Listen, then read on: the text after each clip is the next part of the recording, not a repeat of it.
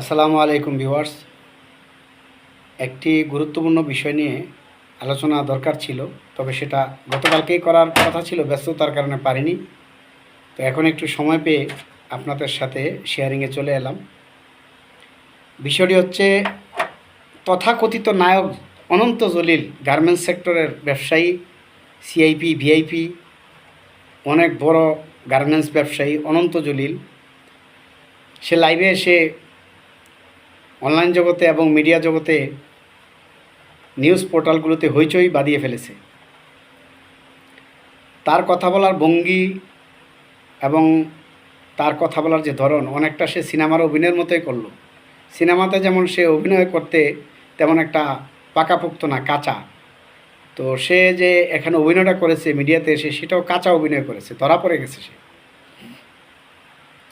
উনি ইউনূস সরকার সহ, ডক্টর মোহাম্মদ ইউনূস সরকার সহ সকল উপদেষ্টাদের নিকট হাত জোর করে, করজোর করে ক্ষমা চায়, আশ্রয় চায়, বাঁচতে চায়, গার্মেন্টস শিল্প বাঁচানোর জন্য অনুরোধ করে এবং গার্মেন্টসগুলোকে রক্ষা করার জন্য অনুরোধ করে, দেশের রেমিটেন্স যাতে আসতে পারে সেই ব্যবস্থা করার জন্য হাতে পায়ে ধরতেছে। কেন রে বাপ, তোমার মাত্র 7 মাসের সরকারের কাছে এত বড় চাহিদা কা তোমার? যে শিশুটা জন্ম হলো, 7 মাস হলো, তার কাছে তুমি এত বড় বড় চাহিদা দিচ্ছ। 16 বছর যে দেশকে শাসন করে গেল তোমার মাতা শেখ হাসিনা, তার কাছে তো গিয়ে তুমি সেলফি তুলতা, তারপরে মিটিং করতা, ভিআইপিগিরি সিআইপিগিরি দেখাইতা। ওই সময় গিয়ে তুমি তো তোমার মার হাত পায়ে ধরো নাই যে গার্মেন্টস শিল্পটাকে ধ্বংস করো না, ব্যাংককে ধ্বংস করো না, রেমিটেন্সকে ধ্বংস করো না, শেয়ার বাজারকে ধ্বংস করো না, এগুলো তো বলো না। ওই সময় তো খালি 100 কোটি 200 কোটি টাকার সিনেমা বানাইছে জামাই বউ মিল্লা।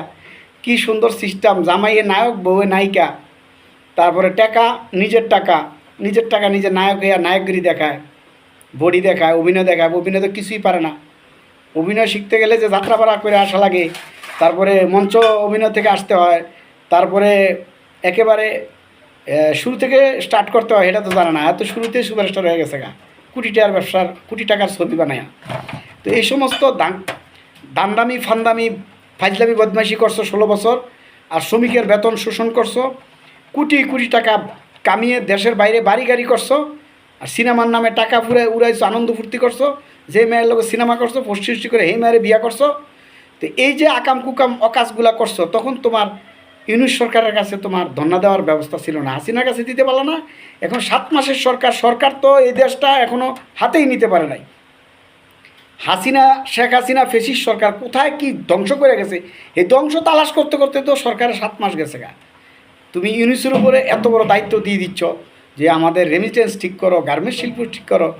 আসল কি জানেন, ও একটা অস্থিতিশীল করার জন্য, দেশটাকে একটা অস্থিতিশীল পরিবেশে নিয়ে যাওয়ার জন্য আওয়ামী ফেসিস্টের এজেন্ডা নিয়ে নামছে। ও তো আগেও দালাল ছিল, এখন হয় বড় ব্যবসায়ী, এই জন্য ওরা কিছু বলে না। তো যদি আওয়ামী লীগের মতো, আওয়ামী লীগের নেতাদের মতো একেবারে আওয়ামী লীগের নেতাকর্মী হইতো, তাহলে তো দৌড়ে থাকতো। এখন যেহেতু ব্যবসায়ী ছিল, গাপটি মেরা ছিল কতদিন, কয়েক মাস তেমন একটা কথাবার্তা বলে না। এখন দেয় যে চতুর্দিকে তাকায় দেয় যে পরিস্থিতি অনেকটা নিয়ন্ত্রণে, তারপর জুলাই বিপ্লবের চেতনা অনেকটা ঠান্ডা হয়ে যেতেছে। তো এখন গাপটি মেরা উঠতেছে।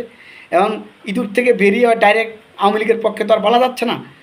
এখন শুধু মানে মায়া কান্না করতেছে যে ইউনূস সরকার আমাকে গার্মেন্টস ঠিক করে দেন। তুমি গার্মেন্টসের বেতন দিতে পারবে না, হোয়াই? তুমি কি গার্মেন্টসের যেই মাসের বেতনগুলো তুমি দিবা, এর থেকে 10 গুণ ইনকাম তুমি করো নাই? এই শ্রমিকদেরকে দিয়ে, এই গার্মেন্টস শিল্প দিয়ে তুমি ইনকাম করো নাই? তো কোনো এক মাসে লস হইতেই পারে। তো তুমি লস রিকভারি না করলে তুমি কিসের মালিক হয়েছো? তাহলে তুমি নিজে যে গার্মেন্টসে চাকরি করবে বেটা, তুমি নিজে গার্মেন্টসে ভর্তি হও বৌনিয়া। তুমি যেহেতু গার্মেন্টসের মালিক হয়ে স্যালারি দিতে পারবে না, তো তুমি নিজে যে গার্মেন্টসের, তোমার বউ শুদ্ধ হলে গার্মেন্টসের মধ্যে ভর্তি হও। আবার সিআইপিগিরি দেখাও, মায়া কান্না করো, দেশের মধ্যে একটা ভাব দেখাও আন্তর্জাতিকভাবে দেশ ধ্বংস হয়ে গেছে গা, গার্মেন্টস বন্ধ হয়ে গেছে গা, এই হয়ে গেছে। তো এগুলো কে করে গেছে ধ্বংস?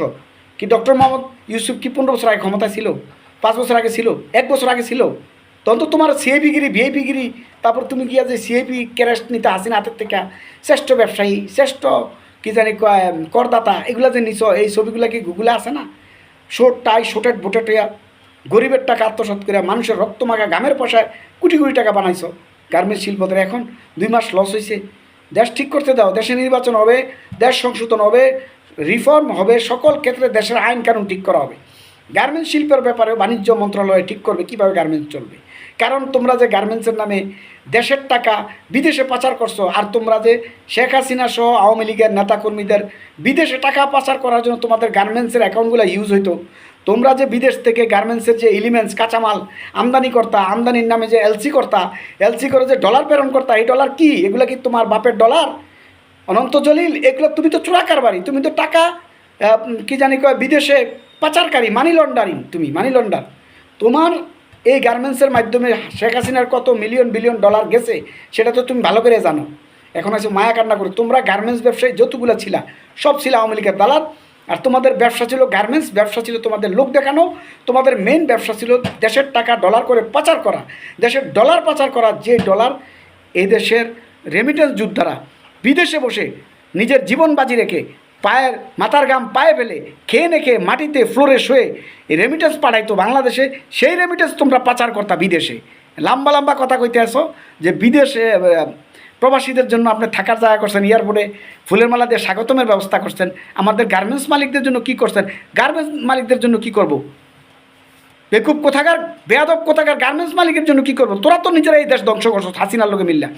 হাসিনার ফেসিস্টের এবং দেশ লুটপাটের অংশীদার হচ্ছিস তোরা গার্মেন্টস ব্যবসায়ীরা, এবং তোরা হচ্ছিস তার থাইবল, মানে তার মূল অস্ত্র, যাদের মাধ্যমে টাকা পাচার হয়েছে। তোরা তো মানে চোরের থাইবল। হাসিনা যদি চোর হয়ে তাই এই চোরের থাইবল, চোরের সর্দার হইলি তোরা। লম্বা কথা কস। এই অনন্ত জলিল সিনেমা নাটক মনে করছস? নিজের টাকা নিজে নায়ক হওয়া মনে করছস? সেটা তুই বিদেশের ফ্ল্যাট বিক্রি কর, ঢাকার ফ্ল্যাটগুলো বিক্রি কর, তোর বউয়ের যে অর্নামেন্টস ডায়মন্ডস গয়না সেগুলো বিক্রি কর, করে শ্রমিকের বেতন দেয়। মালিকরা তো এটাই করে, যারা সত্যিকারের মালিক তারা সম্পদ বিক্রি করে হইলো তারা শ্রমিকের বেতন দেয়। আর এখানে এসে ইউনিট সরকারের কাছে লোন চায়, মানে ব্যাংক থেকে লোন নিয়ে কর্মচারীর বেতন দেবো। তো তোর দরকার কি? ব্যাংক থেকে লোন সরাসরি সরকার জনগণে দিয়ে দেবে, তোরা দিব কি লিগা? কারণ তোরা দিলে তো তুই এখান থেকে পাচার করতে পারবি। ব্যাংক লোনের নামে, এলসি খোলার নামে এই 16 বছর যে লুটপাট হয়েছে, এর সবচেয়ে বড় হাতিয়ার ছিল এই গার্মেন্টস শিল্প। এই গার্মেন্টস শিল্পকেও শেখ হাসিনা ফেসিস্ট ধ্বংস করে গেছে। তো সেটাকে রিফর্ম করতে হবে, সেটার মধ্যে কিছু কানুন তৈরি করতে হবে, আইন তৈরি করতে হবে, তারপরে এটা সংবিধান তৈরি করে তারপরে এটাকে পুনরায় চালু করতে হবে। এই পর্যন্ত তোরা কর্মচারীদের বেসিক স্যালারি দিতে বাধ্য থাকিবি। আর যদি বেসিক স্যালারি তোমরা দিতে না পারো তাহলে গার্মেন্টস বিক্রি করে দাও, আর না তোমার নিজে গার্মেন্টসে ভর্তি হও। এটা হচ্ছে আমার বক্তব্য। তো ভাইয়েরা, আমি যেটা বলতে চাচ্ছি, মেইন কথা হচ্ছে ও যে মিডিয়াতে একযোগে লাইভে আইসা মানে ইউনুস সরকারের কাছে যে করজোর করে, মনে হয় ইউনুসে তার 15 বছর আগের বাপ ছিল, 15 বছর আগে ইউনুস দেশ চালাইছে, ইউনুস সরকার ধ্বংস করছে গার্মেন্টস শিল্প, এখন ইউনুস সরকারের দায় পড়ছে এটাকে রাতারাতি ঠিক করে দেওয়া। কত বড় বেয়াদব চিন্তা করেন, ও নিজের অনেক বড় মনে করে। আর মাঝে মাঝে এতিমখানা দান করে 10টা 5টা, এগুলো দিয়ে বোঝায় যে আমি অনেক দানশীল। তো ডাকাতি করে মানুষের টাকা খাইয়া, দেশের টাকা লুণ্ঠন করে, বিদেশে পাচার কইরা এতিমখানা দান করলে কি তোর সব পাপ মোচনে যাবে? আমরা দেখি না? শুধু তুমি অনন্ত জলিল না, তোমার মতো এরকম হাজার অনন্ত জলিল বাংলাদেশটাকে ধ্বংস করছে। এখন এসে তুমি অস্থিতিশীল পরিস্থিতির কারণে লাইভে আসো, বিদেশে দেখাও যে বাংলাদেশ ধ্বংস হয়ে গেছে। হ্যাঁ, মানে সাপ হইয়া দংশন করো, ওজা হইয়া ঝাড়তে আসো। সাপ হইয়া জাতিকে ধ্বংসন করছো, এখন আবার ওজা হইছ। বাঁচান জাতিকে, বাঁচান গার্মেন্টস শিল্পকে, বাঁচান। ঠিক আছে? তো তোমরা তোমাদের গার্মেন্টস শিল্প আওয়ামী লীগের সাথে রাজনীতি করে, আওয়ামী লীগের সাথে দালালি করে তোমরা ধ্বংস করছো, যেমন তোমরা দেশটাকে ধ্বংস করছো। এবং তোমাদের প্রত্যেকটা সেক্টরে যত ব্যবসায়ী আছে, সব খাতের ব্যবসায়ীরাই আওয়ামী লীগের সাথে দালালি করছে, দেশকে শোষণ করছে, ধ্বংস করছে। একবার সাধারণ ঠিকাদারি থেকে নিয়ে মেডিকেল ইকুইপমেন্ট সহ গার্মেন্টস শিল্প তো বহুত বড় ব্যাপার। সব জায়গায় এই দুর্নীতি, লুণ্ঠন এবং টাকা পাচার এগুলো হয়েছে। অর্থাৎ আওয়ামী লীগের দালালি রিক্সাওয়ালাও যদি করে তাই সেই রিক্সাওয়ালাও কোটিপতি হয়ে গেছে। আর তুমি তো গার্মেন্টসের সিআইবি বিআইবি, তুমি তো কত হাজার কোটি টাকা তুমি পাচার করছো বিদেশে, সেটা তো আমরা বুঝি। এটাই প্রমাণ নাই, কিন্তু আমরা এটা বুঝি। তোমার চেহারায় বোঝা যায়, তোমার চাকচক্যে বোঝা যায়, তোমার রংডঙে বোঝা যায়। তুমি যে নিজের টাকা 100 কোটি টাকা সিনেমা বানাও, এটাই বোঝা যায়। 100 কোটি টাকাতে সিনেমা বানাস কোন যোগ্যতায়? 100 কোটি টাকা দিয়ে যে তুই সিনেমা বানাস অনন্ত জলিল, তোর কোন স্কিল আছে? তোর কোন যোগ্যতা তুই 100 কোটি টাকার সিনেমা বানাস? তুই কোন চাকরিটা করলে তুই এত টাকা বেতন পাবি? নিশ্চয় তোর এটা ব্যবসার টাকা, গার্মেন্টস ব্যবসার টাকা, তোর পৈতৃকভাবে পাওয়া যে ব্যবসা তোর বাপ করে গেছে। তাহলে এই গার্মেন্টস ব্যবসার টাকা কোত্থেকে আসলো? গার্মেন্টসের শ্রমিকরা ঘাম জড়াইছে না? তো গার্মেন্টসের শ্রমিকরা যেহেতু ঘাম জড়াইছে, তাহলে গার্মেন্টস ব্যবসার টাকা দিয়ে তুই 100 কোটি টাকা দিয়ে ছবি বানাস, এরপর এসে লম্বা লম্বা কথা কস গার্মেন্টস শিল্পে বেতন দেওয়া যাবে না। বেতন তোর বাড়ি বেচা দিবি, তোর পিন্ধনের প্যান্ট বেচা দিবি, তোর বোর গহনা বেচা দিবি, বেতন দিবি না মানে? নতুবা বেতন না দিলে জনগণ তোর সিঁড়ি ফুরে খাবে। তোর তোর ইট খুলে নিবে, তোর ফ্ল্যাট দখল করবে, তোর গার্মেন্টস দখল করবে, গার্মেন্টস শ্রমিকরা দখল করে তারা চালাবে। তুই সরে যান থেকে নিজেকে দেউলিয়া ঘোষণা কর। অনন্ত জলিল আমি বলতাছি, তুমি নিজেকে দেউলিয়া ঘোষণা করো যদি তুমি টাকা না দিতে পারো, শ্রমিকের টাকা দিতে না পারো। এখন শ্রমিকের বেতন খাওয়ার লাগে এখানে নাটক শুরু করে দিচ্ছে, অথচ নিজের প্রায় গাড়ি বাড়ি নারী, তারপরে গহনা ডায়মন্ড, বিদেশ ট্যুর, বিদেশ ভ্রমণ, বিদেশে অর্থ, বিদেশে ফ্ল্যাট বাড়ি সব ঠিক আছে। খালি গার্মেন্টস শ্রমিকের ওই 2300-2400 বেতন, 7000-8000 টাকা বেতন দিতে তার সমস্যা হয়ে জায়গা, তার মানে একবারে পাশা দিয়ে ফাইরা জায়গা তার। এই কথাগুলো আমার বলার দরকার ছিল। আমি আপনাদেরকে সাবধান করি, এই ধরনের স্বার্থান্বেষী, এই ধরনের স্বার্থান্বেষী এবং দালাল চক্র যারা ব্যবসায়িক রূপ ধরে ধারণ করছে, এদেরকেও এই দেশ থেকে কী করতে হবে, পাকড়াও করতে হবে, এদেরকে বিচার আওতায় আনতে হবে এবং তাদের নামে দুর্নীতি, অর্থ আত্মসাৎ এবং শ্রমিকের বেতন আত্মসাতের মামলা করে এদেরকে অ্যারেস্ট করে বিচারের কাঠগড়া দাঁড় করিয়ে তাদের অবৈধ যত রুটি রুজি টাকা আছে সব ক্রোক করে যারা পাওনাদার এদেরকে দিতে হবে। এবং এটাই বাস্তবতা। এটা না করলে এই দেশ গার্মেন্টস শিল্প টিকবে না, কারণ গার্মেন্টস শিল্পে সব দুর্নীতিবাজ ঢুকে গেছে। তো এই কথাটা আমি বললাম। তো এই জন্য আমি শিরোনাম দিছি যে দালাল জলিল, সে হলো ভারত এবং সেখানে শেখ হাসিনা ফেসিস্টের দালাল হিসাবে সে এখন নিজেকে আত্মপ্রকাশ করছে। সবাই সাবধান থাকবেন এই ধরনের অস্থিতিশীলতা তৈরিকারীদের থেকে। আল্লাহ হাফেজ।